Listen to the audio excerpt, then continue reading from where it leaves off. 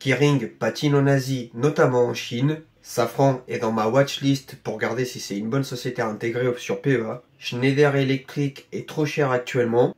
Et l'État vient à la rescousse de Atos, ce qui n'est pas forcément un bon signe pour les investisseurs.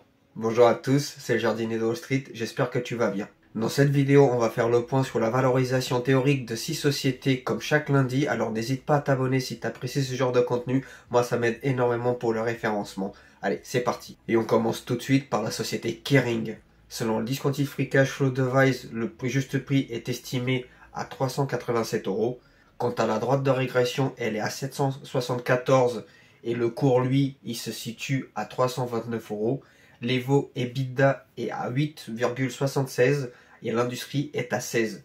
Kering serait sous-évalué par rapport au Discounted Free Cash Flow d'environ 13% et selon sa droite de régression, elle serait sous-évaluée d'environ 2 écarts types. Kering annonce une baisse drastique des ventes en Asie, notamment en Chine, un des marchés les plus importants pour le secteur luxe.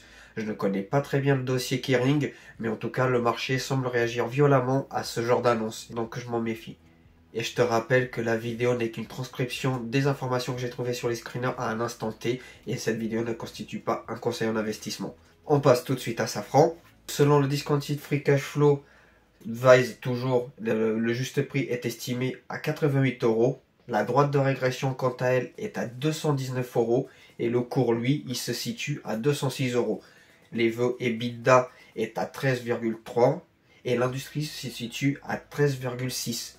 Safran s'échange trop cher par rapport à son Discounted Free Cash Flow et elle serait surévaluée de 130% et selon la droite de régression, la société est proche de son juste prix. C'est une société qui m'intéresse, je vais faire des recherches pour savoir au niveau des fondamentaux si c'est une société qui pourrait intégrer un portefeuille ou pas.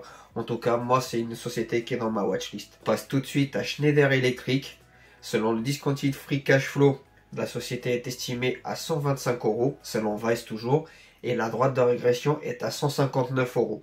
Le cours, lui, se situe à 216 €. L'Evo EBITDA est à 17 pour la société, tandis que l'industrie est à 9. Selon le Discounted Free Cash Flow, Schneider Electric serait surévaluée de 67% et selon la droite de régression, elle serait surévaluée à un écart type aussi.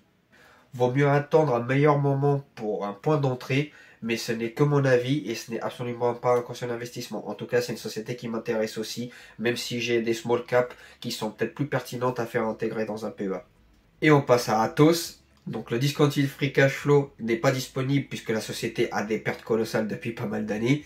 Et la droite de régression est à 33 € et le cours, lui, se situe à 2 €.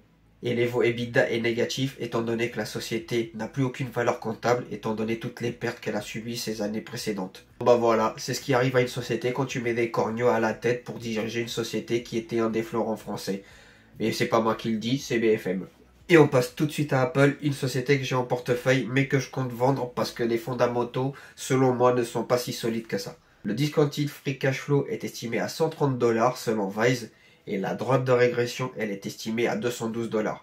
Le cours, lui, s'y situe actuellement à 183 $. L'Evo EBITDA est à environ 19 et l'industrie se situe à 4. Selon le Discounted Free Cash Flow, Apple serait surévalué de 30% et selon sa droite de régression, sous-évalué dans la zone de 1 écart type. J'ai Apple sur mon portefeuille, cependant mes convictions commencent à se dégrader et je compte la vendre. Mais je te ferai une vidéo explicative les raisons pour lesquelles je cherche à vendre Apple. Et pour finir, on s'attaque à Nvidia. Alors Nvidia, tout le monde connaît, c'est la société des semi-conducteurs phares et qui porte le Nasdaq 100 à bout de bras avec une croissance, un cours de bourse qui explose. Et le Discounted Free Cash Flow est estimé à 522 $ selon Vice. Et la droite de régression, elle est estimée à 359 $. Le cours, lui, se situe à 888 $. L'Evo EBITDA est à 55 et l'industrie, elle, se situe à 20. Selon le Discounted Free Cash Flow, Nvidia est surévaluée de 65% et selon la droite de régression, elle est surévaluée à un écart type. Bon, pas besoin de te faire un dessin. Nvidia est beaucoup trop surévalué actuellement. Les investisseurs payent le prix fort pour leur avidité et moi ce genre de société ne m'intéresse pas plus que ça. C'est tout pour cette vidéo, j'espère qu'elle t'a apporté beaucoup de valeur. N'hésite pas à t'abonner, ce genre de format te plaît énormément. Moi j'ai besoin de toi pour faire grandir la chaîne, alors n'hésite pas à t'abonner et à mettre un pouce pour m'aider au référencement. C'est tout pour aujourd'hui, je te dis à très bientôt. C'était le jardinier de Wall Street. Je sème des pièces aujourd'hui pour récolter des biens de moi. Ciao les amis.